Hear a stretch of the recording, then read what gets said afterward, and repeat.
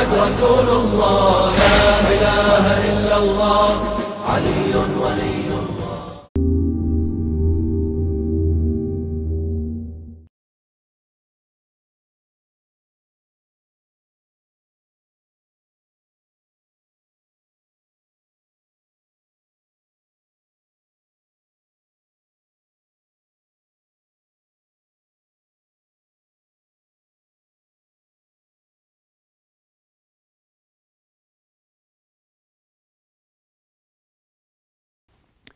Bismillah ar-Rahman ar-Rahim.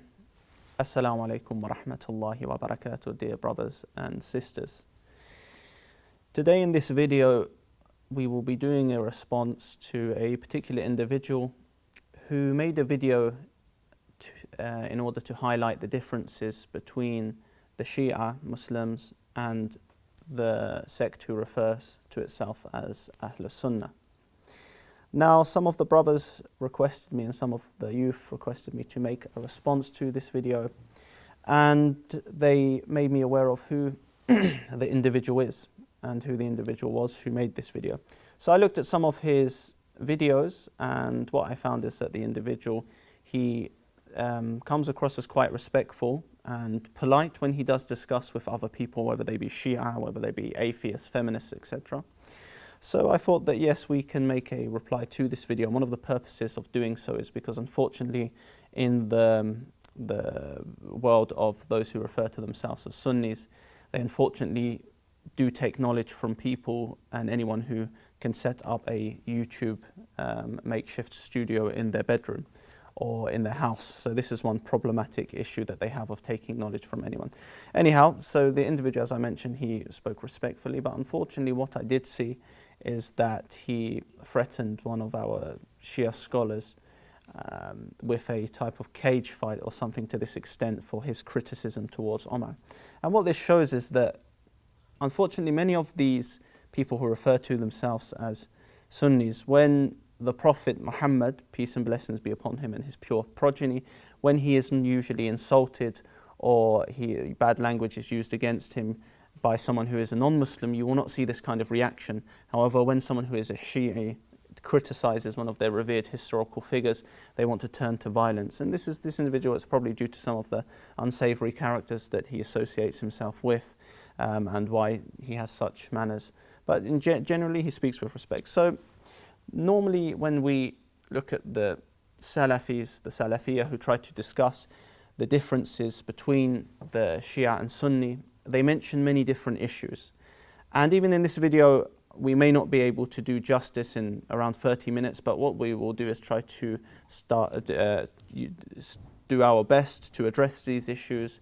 But these types of issues that are mentioned were various and they can take whole series. So let's watch the first clip, brothers and sisters, and see what argument is put forth or what differences are highlighted between us, the Shia Muslims, and those who refer to themselves as Ahlus Sunnah. The primary differences between Sunni and Shia, I would say, Wallahu A'lam, are three. Number one is the status of the Quran. Number two is the Sahaba. And number three, or the companions of the Prophet, and number three is Imamah. These are three things which I would say are the pillars of difference between Sunnis and Shia. Dear brothers and sisters, welcome back. So you've just seen the clip and he mentions three crucial points of difference, which firstly is the Quran, secondly is the Sahaba, the companions of the Prophet Muhammad sallallahu alaihi wasallam, and also Imamah, the leadership. So at a superficial level, if someone were to look at these aspects, they would say that mostly the Shia and those who refer to themselves as Sunnis have the same Quran. They all agree on the Quran, they all agree on the Prophet, they all believe in a type of leadership. But when one gets into the details, this is when the differences can arise. So what we'll do is that we'll look at the second clip and we'll see what he says about the Shia position of the Quran. But being honest here, I have to be honest, that when you look into the classical Shia scholarship, it's very clear that there's a difference of opinion between the scholars in the Shia school of thought, especially the 12th Shia school of thought, as it relates to the preservation of the Quran. So there are these who take the Islamic position that the Quran is preserved and sent down the Prophet, and the things that we've been reiterating, and it's on our channel, so you can refer to it. And those Shia who basically don't take the Islamic position, and this is in their scholarship, and they don't basically believe that the Quran is preserved because they don't see that the Sahaba or the companions have done a good job in preserving the Quran. And of course, some of the classical scholars, I can quote them, are people like At-Tubrusi, who actually wrote a book called, in translation, فصل الخطاب, basically the final say في تحريف كتاب رب الأرباب, in the lack of, or the corruption of the book of the Lord of the Lords, which here means obviously Allah. So this is one example. Dear brothers and sisters, welcome back.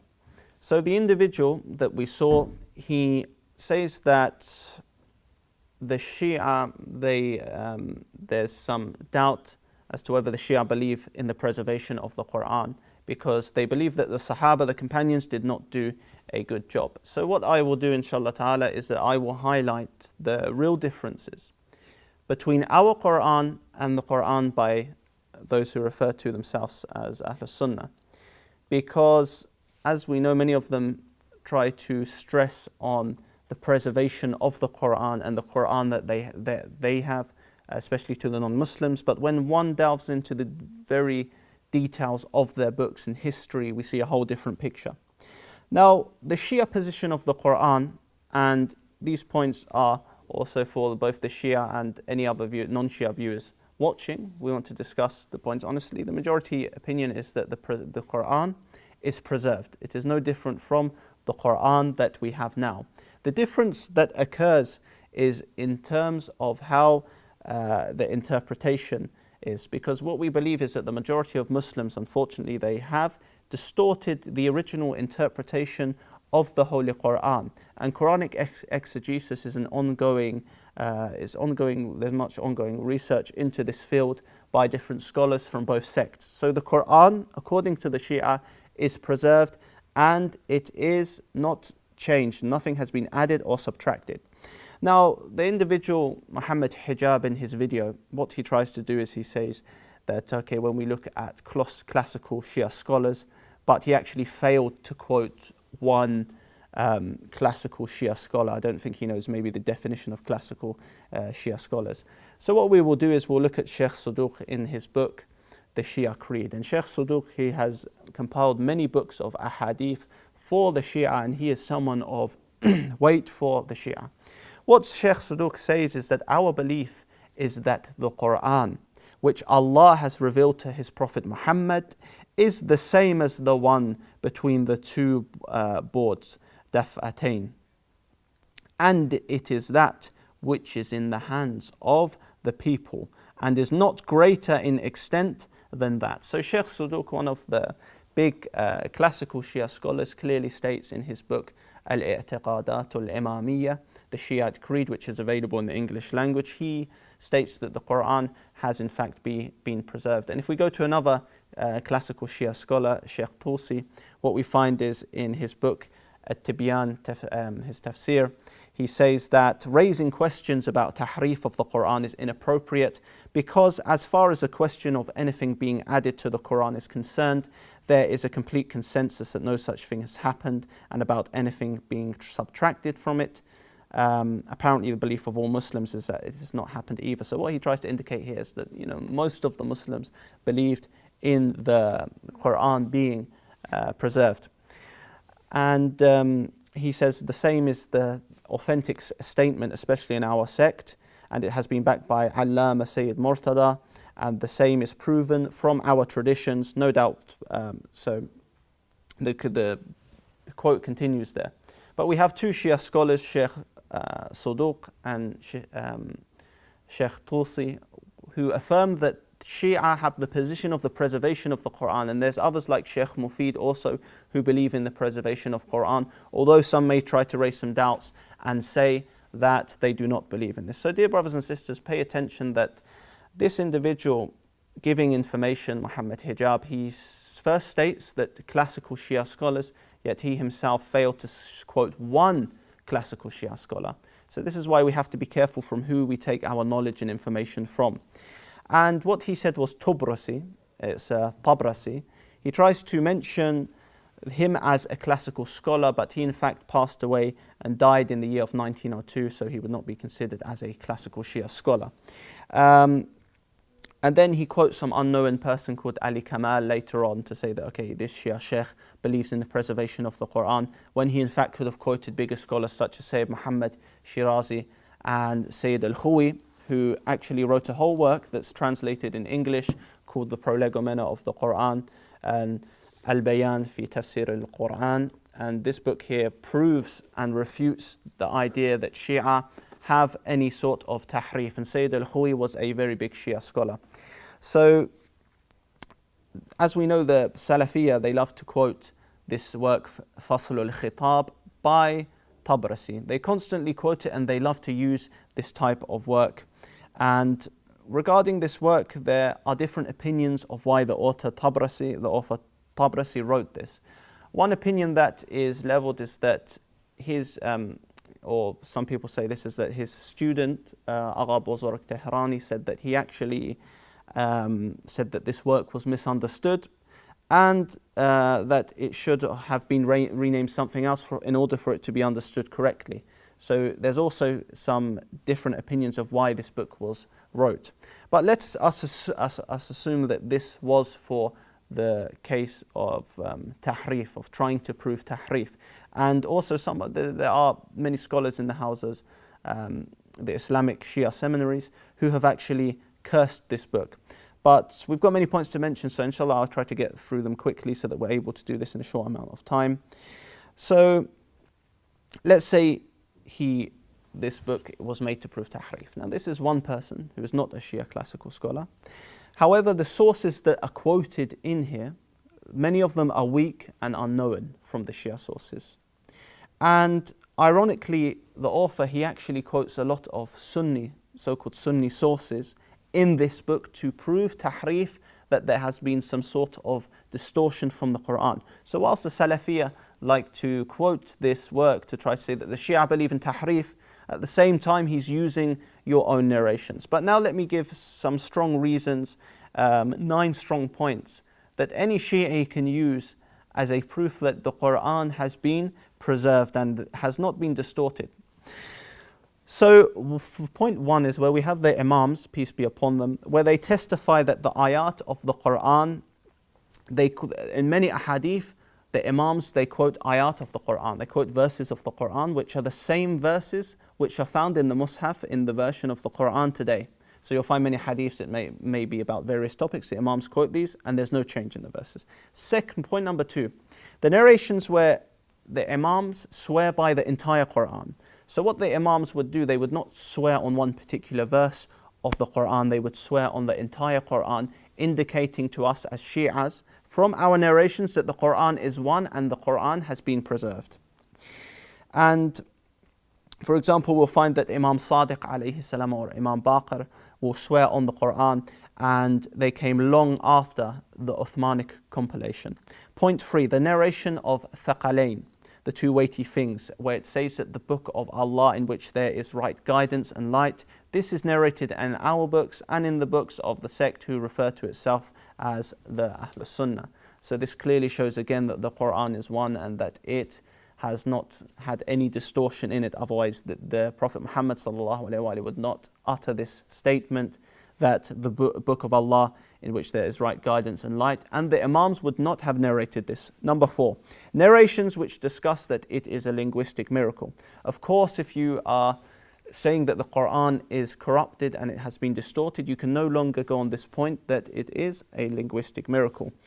Number 5 is the mutawatir narrations, the narrations which have been narrated with many successive and multiple chains, which give us confidence about them.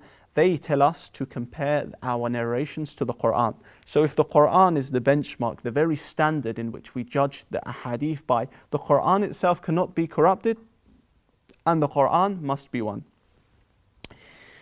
Number 6, there are other narrations that we have where the Imams, peace be upon them, say that the Quran has been preserved, that the Quran, Holy Quran, has been preserved and that nothing has been added to it. For example, we find one narration of Imam Sadiq alayhi salam where he affirms that the name of the Imams were not mentioned in the person asked why has the names of the Imams not been mentioned in the Holy Quran, and then he goes on to speaking about the prayer and other Islamic aspects that we have in the religion, that why have the number of units of the prayer not been specified, why have they not been specified in these types of details, to show that the Sunnah should also be used to understand the Quran, and that these details do not need to necessarily be mentioned in the Quran and can be elaborated on in the Sunnah. So what it goes to show that when someone tries to say that you Shia believe your Imams have all been mentioned in Quran, all their names have been taken out, this is again a false statement based on an authentic narration that we have in Al-Kafi. 7, the narration in Najj al-Balagha, a very famous book known by many of the Shia and the people who refer to themselves as Sunnis, where Imam Ali says that the Quran is guidance and light, and he does not restrict this to any particular time period, showing that the Quran is a light for all generations and all times. So if the Quran was distorted according to the Shia position, this would not be the case. Number 8, the recommendation to memorize and recite the Quran. Again, if the Quran was distorted, then why would we have this of the emphasis on memorizing and reciting the Quran and the thawab, the various rewards that one gets from Allah by reciting it? And finally, in addition to this, the 9th point that I'll mention, to try to get these out quickly, is that the Imams, as I said, confirm that the name's not mentioned in the Quran. And when you find traditions, many of them being weak, but when we find traditions which says that this particular ayah, this particular verse has been revealed about Ali or fi Ali, then we say this is extra elucidation on the verse and it is not actually a part of the verse, rather it is classed as ta'wil. So there are narrations like this that some get confused about and try to say that these narrations allude to tahrif, but this is not the case. Anyway, since Mohammed Hijab liked to mention this Fasl al-Khitab, which is constantly parroted and repeated by the Salafis, we will show another book which much of their sect loves to hide, and they tried their best to hide this from the masses.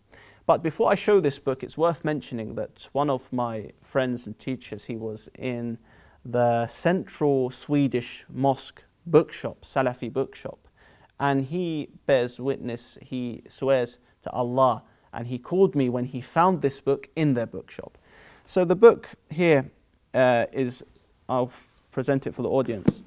This book, Al-Furqan, was written 40 years after Fasl al-Khitab and was an aim to prove tahrif from the narrations of the sect who refers to itself as Ahl Sunnah. And ironically enough, this was bought in a bookshop it was not a Shi'i bookshop, a bookshop belonging to Shia Muslims. It was in fact a bookshop belonging to Salafis. Now, brothers, just to show you something, we'll put the screenshot on the screen. This book, Al-Furqan, is still available online to buy, whereas Fasl al-Khitab, this book that was written by the Shia scholar, is not found in a lot of the Shia bookshops, and they stopped printing this because of the content and disagreement of the vast majority of Shia scholars against tahrif. But here we have Al-Furqan. Now the Egyptian scholar and Al-Azhar graduate, the same country as Mohammed Hijab, Abdul Latif, known as Ibn al-Khatib, I believe, he authored this book, and it received much widespread condemnation, and the Egyptian government tried their best to hide this book. And many of the so-called Ahl Sunnah, they tried to hide this book because it exposed many of their narrations in history with regards to the preservation and distortion of the Quran. Yasir Qadi, dear brothers and sisters, is a leading expert on Quranic sciences, and his work on Ulum al-Quran, the Quranic sciences, is actually the leading and most popular work in the English language for the sect who refers to itself as Ahl Sunnah. Now, it was a very big disaster for them because Yasir Qadi, obviously, he's in taqiyya, he's concealing his belief in tahrif, and this was actually exposed if we show the following clip in some private emails. And what's problematic about this is that many of these young Salafis can scream about it as much as they want, but this person who is a scholar himself, who has delved into the tradition about the Quran, whose works are used in Quranic sciences, cannot believe in the preservation of the Quran anymore according to the sources of the so-called Ahlul Sunnah. And I don't blame him for this, as we'll present some of these later on. But inshallah ta'ala, we'll just present a clip quickly so you get an idea of some of the content that were in his emails with regards to the Quran being distorted. Yasir Qadi clearly mentions, and I quote, he said, "Fact. As per previous paragraphs in the second interpretation, the recitation of the Quran clearly has some human elements in it. From the full part to the lahajat. Problem. How then can we understand the Quran as being kalam Allah, kalam meaning speech, the speech of Allah, when clearly there are some human aspects to it?" Brothers and sisters, I want to repeat that sentence for you in case you didn't digest it. He said, problem. How then can we understand the Quran as being kalam Allah, the speech of Allah, when clearly there are some human aspects to it? Now, brothers and sisters, it carries on getting worse. He mentions that we should now basically rethink, reinterpret this entire notion ourselves. He mentions we discard all these theological schools and understand that none of them are in fact divine, and hence we cannot assume that they will answer each and every problem. Hence, we start from scratch and rethink through the entire notion of kalam. To facilitate this, we might imagine ourselves in the era of the tabi'un, so that we are not impeded by fully flushed out theological boxes and allow our thought processes to, pun intended, think outside of the box. We are not longer concerned with people labeling us Ash'ari or Mu'tazili, because we have now jettisoned these man-made structures, and no doubt rather ambitiously we are attempting to redraw the blueprints of the new structure. Brothers and sisters. Dear brothers and sisters, welcome back. So Mohammed Hijab, again, he argues with us that we believe the Sahaba didn't do a good job. But when you delve into their sources, you find that one would actually believe the Sahaba didn't do a good job from their sources, because the Sahaba themselves had so much disagreement about the Quran. They had many different ways that they would recite verses, which are not found in their readings today. So if anyone, like as we saw Yasir Qadi, if anyone really analyzes this in a sincere way, he'll realize that according to their narrative, I'm not saying according to our narrative, that the Sahaba, they distorted the Quran and they added to the Quran. But what we'll do first is that we'll present a Salafi publication, an author by the name of Ihsan Ilahi Zahir, or Zahir some people say, who was heavily against the Shia and produced works against the Shia. And we'll show how they shoot themselves in the foot when they try to prove that the Shia believe in tahrif. So inshallah, let us just show the screenshot quickly, as you can see on the screen. Now on page 169, this book is Ash-Shia wal-Quran. Now this accursed individual who said that Shias are agents, they're Israeli agents, and he called us kuffar. What does he say? He tries showing a narration from the book An-Nasikh, and this book is problematic as it's attributed to different authors. It's attributed to different authors, so we do not know who the actual author of this book is, and it's not a reliable book at all. But he states that Imam Sadiq alayhi salam, someone asked him about the Mus'haf and how to read one of the verses in Surah Al-Fatiha. So what apparently Imam Sadiq alayhi salam stated is that Sirat man an'amta alayhim غير المغضوب عليهم وغير الضالين. Now this recitation is different from what we find today. This author Ihsan, who is promoted, some of his books are promoted by the Salafis, he wanted to show that Shias are kuffar for believing in distortion of the Quran, and he presented this so-called narration which is unknown and not relied on by Shia at all, because the book is very problematic itself. Now, unfortunately, this is what happens when you try to blame the Shia, but you yourself have this in your own books. The Salafi, he admits that this is tahrif, and Al-Furqan, as we mentioned, this book by the Sunni author, the one who refers to himself as Sunni, he in fact states this very same thing. So let's go into it and see how Omar recited the Quran. What we find is that here, Omar, many of us know, everyone knows how to recite Surah Al-Fatiha. You'll find a 5-year-old kid or younger than that, they've memorized Surah Al-Fatiha. They know how to recite it. And Mohammed Hijab wants to tell us that if we even criticize some Sahaba or believe some of them were bad, we can't trust the Quran anymore. But according to his narrative, what did Omar recite the Quran as? صراط من أنعمت عليهم غير المغضوب عليهم وغير الضالين. So this way of Omar, who recited the Quran, is nowhere to be found in their readings today, nor is it to be found in the Quran. So this was Omar's original statement, and someone fabricated this on Imam Sadiq alayhi salam. But the point here is that this Salafi author, as we see in his book, tried to say that we believe in tahrif by this and said this is kufr, and he's actually labeled his second so-called caliph as a disbeliever by his standards from what he said in the book. And dear brothers and sisters, some of them try to give the explanation that this is also found on page 106 of Al-Furqan. Some of them try to give the explanation that this recitation of Omar was a type of tafsir.